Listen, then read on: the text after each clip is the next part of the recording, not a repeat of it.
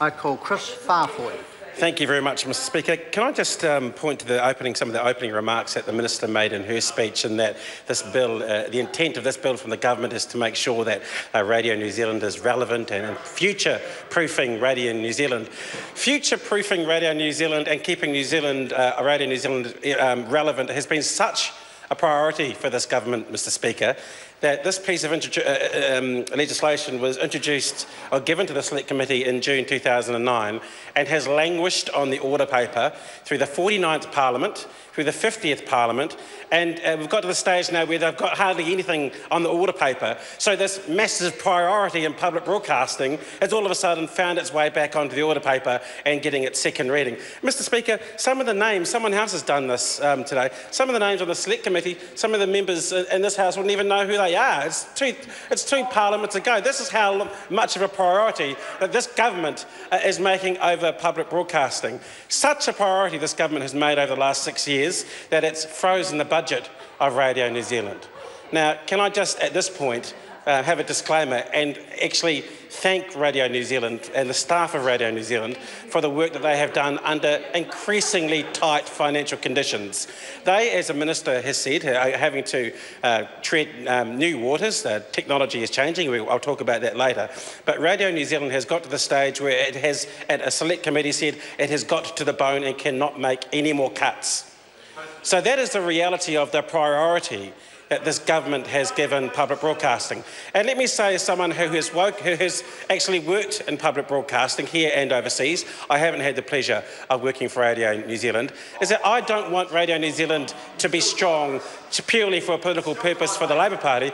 I think Radio New Zealand should be strong because there needs to be an independent journalistic outlet that questions people from all around this House. They should be coming after all of us, regardless after which side of the House you're on. If you've done something wrong or you've done something unpopular, then we need independent journalism that will take people like us to task. It's absolutely... Thank you very much. Thank you, Judith, who's going to switch her vote and come over with us. This is a done deal.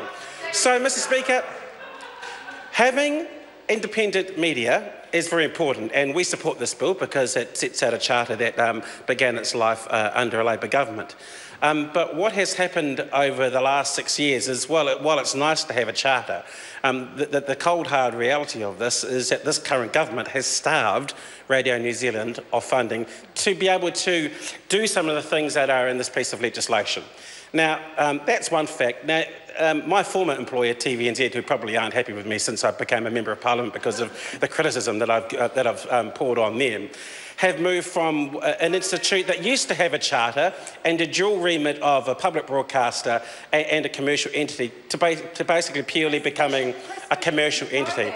Now, we have that on the record now at a Select Committee hearing not so long ago, where I put to the Chief Executive of TVNZ whether they saw themselves as a public broadcaster anymore. And he basically said, no, we've got a mandate to make money, that's all we care about, that's what we're going to do.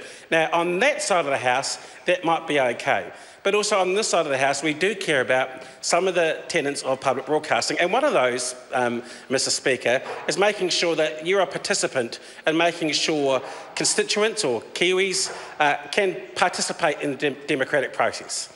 And I was shocked last week to see a headline in the New Zealand Herald where basically TVNZ says they don't want any part to play in party political broadcasts anymore. Now, the Herald run that story, and then on the Friday they ran an editorial saying they agreed with TVNZ. But, you know, the devil was in the detail there, because basically they wanted the money that is spent for those party political broadcasts to be spread far and wide, like their own newspaper and their own websites. So, you know, there's a bit of behind-the-scenes stuff going on there. But I actually think, Mr Speaker, that TVNZ as a state broadcaster and the likes of Radio New Zealand do have an important part to play in the democratic process, whether that is making sure that constituents, voters, can get the information that they might want for them to make up their minds on who to vote for, or making sure there's strong journalism in New Zealand. And I think what we've seen at the moment, it's a very interesting time in journalism at the moment, is what we've seen with Campbell Live and other changes in journalism, is that things seem to be getting dumbed down. Now, look, I'm a realist as well. Media Works is a commercial entity. Mr Speaker, Radio New Zealand is not. And also TVNZ is not. So I think there is an onus on state-owned or public broadcasters to make sure that they are delivering a decent standard of journalism in New Zealand. And because of the way that technology is changing, and we're seeing a lot of merging of media companies at the moment, you'll see the Herald and Radio Work come together to make NZME. The standard of journalism is changing. And I think that is a real threat to democracy in New Zealand and accuracy, preciseness in journalism. So we need to have a standard bearer. And I think Radio New Zealand, and I hope one day TVNZ and some form of public broadcasting guys might be able to do that. But that is not going to be a reality under the current government. Because public broadcasting, Mr Speaker, just simply doesn't seem to be a priority for them. Let's look at their track record in other areas. TVNZ 6 and 7, Mr Speaker, that was set up by the previous Labor government to make sure that state broadcasting had a space in the digital media, were cut off by Jonathan Coleman, a previous National Broadcasting Minister.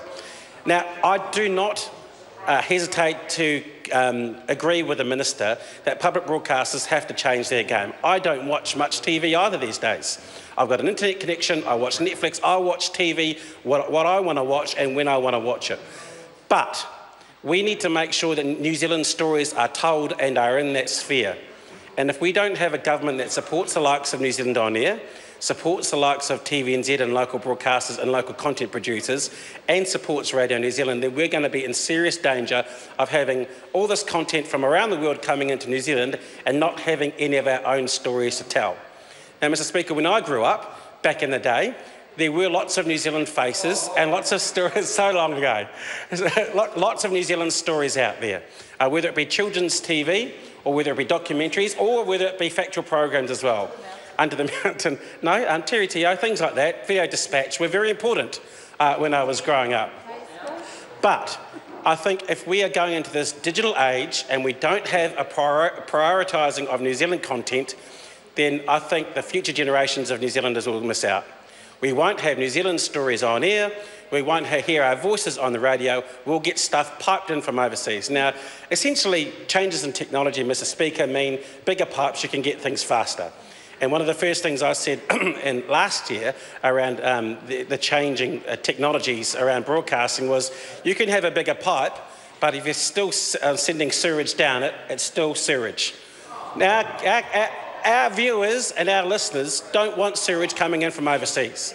We want good stuff that is New Zealand made, is our stories, our own voices and our own people and our diverse communities in New Zealand to make sure those stories are being told. Mr Speaker, this piece of legislation in a way is good because it started under a Labor government saying there needed to be a review and a charter for Radio New Zealand. There needs to be a review every 5 years, Mr Speaker. We've already missed one and we're likely to have the second missed because of the lateness of this piece of legislation coming through the House. So it kind of irks me a little bit to hear the Minister over there saying that they want to future-proof Radio New Zealand and make sure it's relevant. If they really cared about it, and let's be honest, let's cut to the chase, they don't, they would have done this a long time ago and they wouldn't have cut the budget of Radio New Zealand, they wouldn't have sold off TVNZ 6 and 7, they wouldn't have made TVNZ purely commercial, but it's quite clear, Mr Speaker, this government doesn't care about public broadcasting.